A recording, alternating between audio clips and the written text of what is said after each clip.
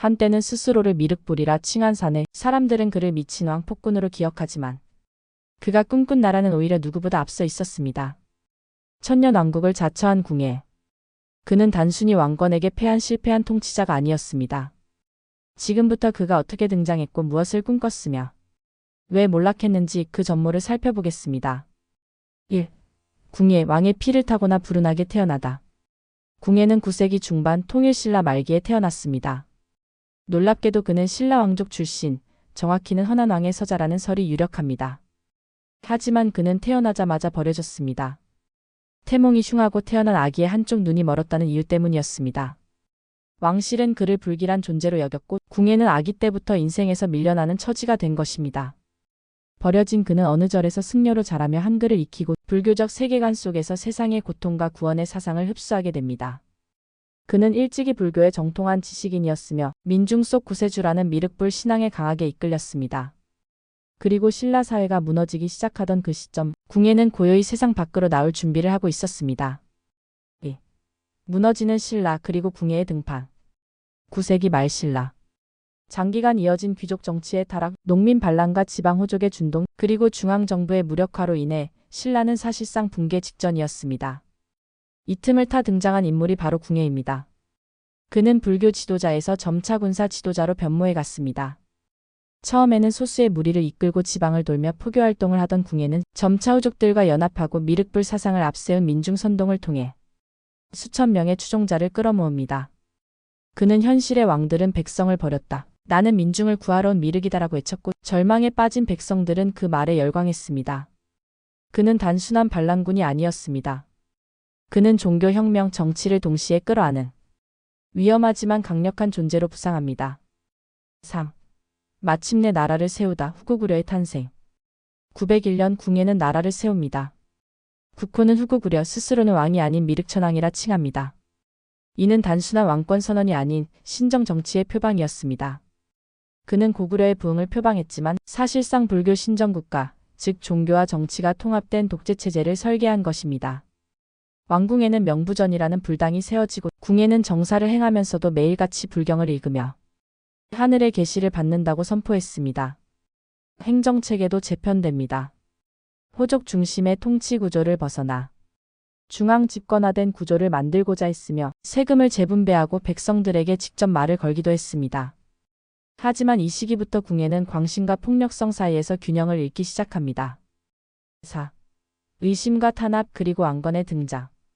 궁예는 점차 절대 권력자로 변해갑니다. 자신의 말에 반대하거나 조금이라도 다른 의견을 가진 신하들을 나를 부정한 자라며 처형하기 시작했습니다. 왕건, 복지겸, 신순겸 등 유능한 장수들이 등장했지만 그의 의심은 깊어졌고 결국 왕건에게조차 불신을 품게 됩니다. 왕건은 원래 궁예의 부하였습니다. 하지만 궁예의 광기 어린 통치는 점점 더 많은 호족들의 이반을 불러왔고 결국 918년 왕건은 유력 호족들과 함께 궁예를 폐위시키고 고려를 건국하게 됩니다. 궁예는 왕위에서 쫓겨나 결국 민간인 신세가 되고 맙니다. 쫓겨난 왕 유랑자 궁예의 최후. 왕건에게 쫓겨난 후 궁예는 철원 일대에 머무르다 결국 신라 땅으로 유배된 것으로 전해집니다. 이후 그의 생애는 정확히 기록되어 있지 않지만 일부 기록에 따르면 사망 또는 암살, 혹은 불문의 은둔 등 다양한 설이 전해집니다. 어떤 사료는 그가 자신의 이름조차 버리고 폐인처럼 조용히 여생을 마쳤다고 전하고 또 다른 설은 왕건 세력에 의해 비밀리에 제거되었다는 주장도 있습니다. 분명한 건 그는 왕에서 죄인으로 신정 정치를 꿈꾸던 미륵천왕에서 역사의 변방인으로 추락했다는 사실입니다. 그의 최후는 조용했지만 그가 남긴 흔적은 이후 고려 건국과 불교 정치에 영향을 남겼습니다. 6. 광기인가 예언인가? 궁예에 대한 평가는 극단적으로 엇갈립니다. 그를 단순히 광기 어린 폭군으로 보는 시각도 있지만 한편으로는 당시 민중의 열망을 가장 정확히 읽은 인물이었다는 평가도 있습니다. 그는 단지 종교에 빠진 인물이 아니었습니다. 무너져가는 신라 체제에 맞서 새로운 통치 이념을 만들고자 했고 하늘의 뜻을 근거로 민중의 뜻을 대변하려 했습니다. 실제로 그의 초기 정책은 매우 혁신적이었습니다. 토지 재분배, 불교 중심의 행정 개편, 중앙 집권화 구조와 군사 개혁 등은 이후 고려 정권에서도 계승되는 면이 있었습니다. 하지만 그가 권력을 쥐고 나서 그 뜻이 왜곡되었고 그릇된 방식으로 실현되며 결국 그의 몰락으로 이어졌다는 점에서 그는 비극적인 이상주의자라 할 수 있습니다. 7. 왕건과의 차이. 두 개의 선택지. 같은 시대를 살았던 왕건과 궁예는 사람과 권력, 나라를 보는 관점이 완전히 달랐습니다. 궁예는 하늘과 교감하며 신적인 통치를 주장했습니다. 그는 자신을 하늘이 선택한 자로 여기고 신민들을 인도해야 한다는 사명감에 불타 있었습니다. 반면 왕건은 백성과의 소통, 호족 연합을 통해 현실 정치와 유연함을 택했습니다. 그는 타협했고 때론 물러났으며 결국 모두를 포용하면서 고려를 세웠습니다. 궁예는 이상을 추구했지만 고립되었고 왕건은 현실을 받아들였고 오래 지속됐습니다.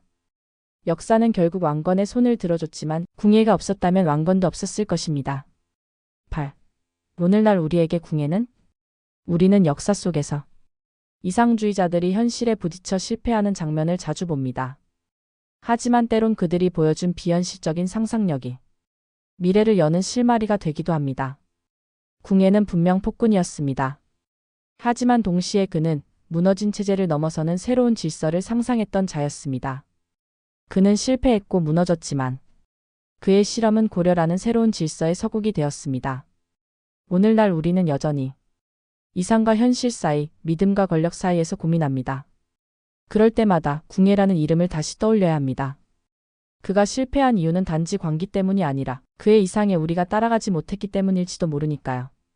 궁예, 그는 왕이었고 혁명가였으며 어쩌면 시대를 너무 앞서간 예언자였습니다. 그가 품었던 생각은 사라졌지만 그가 남긴 질문은 아직도 우리 안에 살아 있습니다. 이 영상이 뜻깊으셨다면 좋아요와 구독, 알림 설정으로 다음 이야기에서도 함께 해주세요.